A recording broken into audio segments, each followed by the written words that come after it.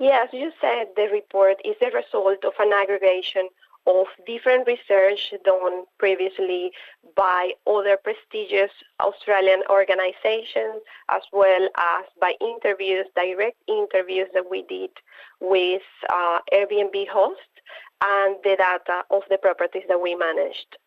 Your report therefore focuses on what? Brisbane, Sydney and Melbourne. Is it possible to say what such short-term rentals might be worth on average for people there?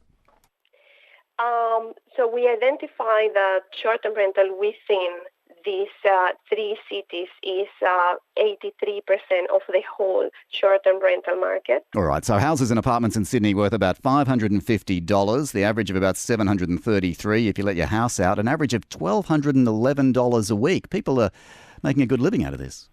Yeah, definitely. We identified that there is the biggest delta is mainly when you rent a house, but there is a considerably higher return as well when you rent out apartments for short-term rental versus the long-term rental market, for example. And we saw the same trend across the three cities.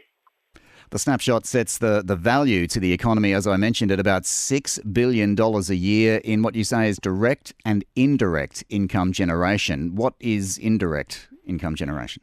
Yeah, so indirect is worth 5.7 billion. That's what we found with the research, and this is mainly due to spend from property owners when they are trying to host their homes, and also visitors spend mainly driven by food and beverage as well as transport and entertainment that is spent in Australia while using and staying in short-term rentals.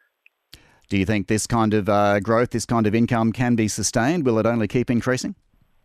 Well, as you said at the beginning, the short-term rental market doubled in the last 2 years. We expect that the growth is going to continue, and we expect the short-term rental market contributing and continue this economical contribution to Australia. You don't see perhaps some regulatory challenges ahead? It's one thing to allow this kind of share economy disruption to start and have that kind of exponential growth, but now that it's here and people are starting to wonder its effect on the hotel industry and all of the other apartments in some of these complexes, short-term rentals, Airbnb included, have been blamed by some as pushing up property prices and keeping young people off the property ladder. So do you think there might be some sort of cooling effect?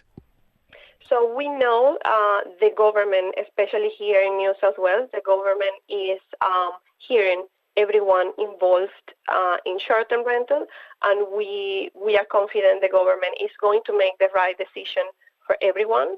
We know that when short-term rental is managed properly, it works for everyone. It works for the community as well as for property owners and for guests.